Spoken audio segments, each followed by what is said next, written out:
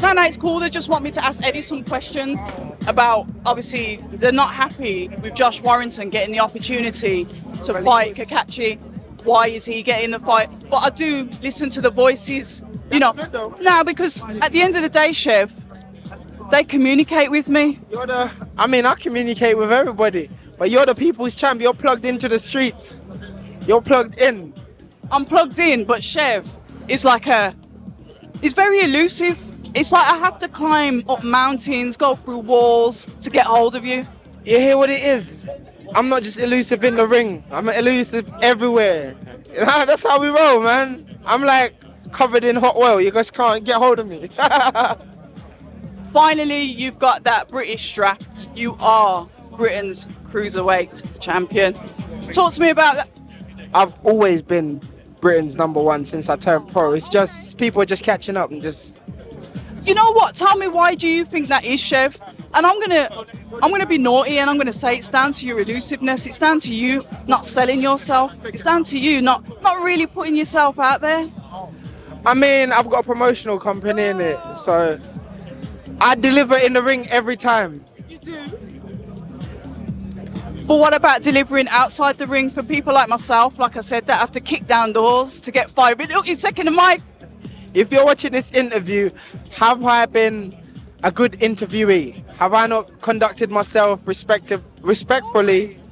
There you go. So then nobody can't say that Chev doesn't conduct himself well and doesn't promote himself well. Chev disappears. But speaking about shadows and stuff like that, talk to me about the Cruiserweight division, because a fight that I've always liked for you has always been Vidal Riley. I've spoke to Vidal about it before. I don't know, I just see a good styles in there together, mixing it up. But what do you want? But listen, how you doing, big man? You good? Listen, I'll fight anybody. I know you will. You know, just like AJ just said, it's not about focusing on. There's plenty of other people around, so why am I gonna focus on one? I don't care. I really don't. Like, you wanna fight? Build yourself up to where I'm at, because I've had 9 fights and you've seen where I'm at. Do you know what I mean? So anybody that's had more than 9 fights can't really talk to me. Yeah, respectfully, that's not showing off or anything like that. Do you know what I mean? I've been in this game, 2.5 years? Yeah, that's So nobody can talk to me about anything, really. People can say I'm moving fast. No, I'm not moving fast. I'm moving at my speed. So if you've had 10 fights and ain't had the British, you're moving slow. Am I wrong? Listen, you're the fighter. I'm not likely to argue with that because you've got the experience. And I was about to say, how do you think your career has moved with obviously coming out of GB, coming from the Olympics, turning pro, having those quick succession of fights and already owning your strap? You know, it's been good. I've had a good team. Matchroom has put me in some good fights. I wish I had some more. And I'm here and I've taken every opportunity, and every fight I've been put in, I've entertained. So there ain't never been a boring fight of Chev. I've never stunk out an arena. So shows like this, you know, hopefully I get looked at for those shows, and I hope people can say when they come out to watch Chev, they're entertained and they like it. Do you know what I mean? So yeah, I'll definitely say you are an entertaining fighter. You're somebody that, I don't know, you kind of like edge it where you'll put yourself in like the risks. You're a fighter that's prepared to take risks in the fight, but you're calculated, and then you perform and take over the fight. I don't take risks. It looks like it. No. See, this is from the untrained eye. What would you say, that you're someone that's prepared to go in deep waters? You're someone that's prepared to get in there and trade? I've never had to go in deep waters. You guys have never seen me in deep water. Have you? If you tell me a fight when you've seen Chev in deep water, and I'll answer. I've never been in deep waters. Go on, let me know. No, like I said, you're somebody that's prepared to go in there and trade. You do get fighters on the back foot or just boxing. You'll go inside. Not every fighter does that. They box more safely. Scared is the word she was meaning to say, but you know, it's all good. Listen, as I said, you've never seen me have to dig deep. There's nobody that's ever made me have to dig deep. I welcome it, because you check my amateur record. I've dug deep there. So like digging deep is not. Listen, I take people to the deep water and I drown them. That's what I do. Well, now that we've got, like you said, we've got all the promoters working together.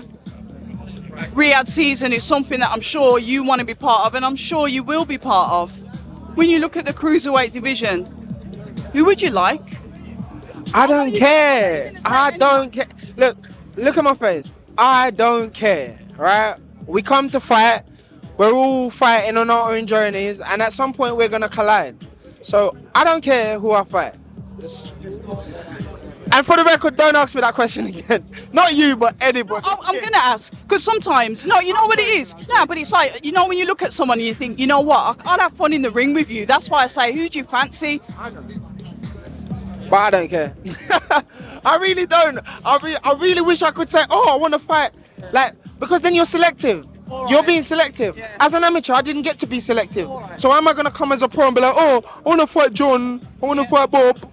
Like, it don't make sense. You're making me look like I'm a dickhead asking you dickhead questions now. You do know that, don't you? For the record, this lady is actually one of the best interviewers. I won't say the best because there's other people that I get along with and they ask good questions.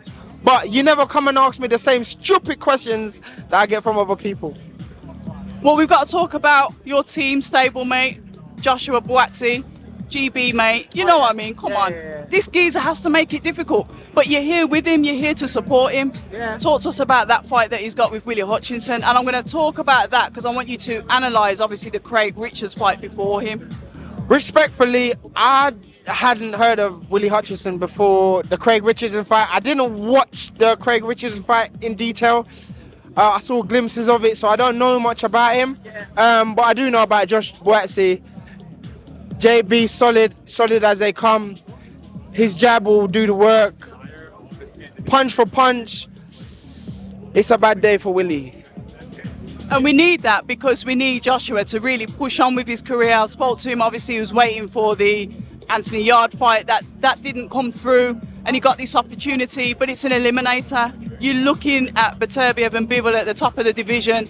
Buatsi needs to be up there. He's been in the game long enough. You talk about having 9 fights in, 2.5 years? Buatsi hasn't necessarily had that. He's been stagnant. He's stopped. He's started again. How important is it for Josh to get this win? I think the question is, it's the promoters that get the fights over the line.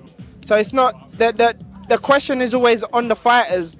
These questions should be fired at the promoters. When there's a fighter signed with a certain promoter, it should be like, okay, why is your fighter not fighting? Because us fighters will fight every day, any day. So that is not a question for me. That's for his promotional people or whoever. But I know that come the fight, he'll be prepared. And it's gonna be deep waters for his opponent. When are you out? Again, a question for my promoter. So when you see him next, I'll try and fight, get yeah. Okay. And it's never the fighters. Okay. It's the promoter. You got, when is such and such fighting? And then you can reverse back. Your promoter said this day, then the fighters can be like, you know what I mean? So Well, to be fair, it's probably actually easier to get in touch with Eddie Hearn than it is to actually get in touch and speak with you, to be honest. So you know what? I'll take that on the chin. you know what it is? When you're trying to achieve and reach great places and great things, You ain't got time. You ain't got time for people like me. it takes time, innit? Listen, Chev, it's been an absolute pleasure. And thanks for firing back as well. It makes the conversation more interesting. Ladies and gentlemen, I didn't fire back. You fired back. I'm cool and collected. He is aggravated. He's aggy. It's like he wants to fight me. I reckon that'd be good, though. Allegedly. People say I'm toxic, and honestly, I don't care.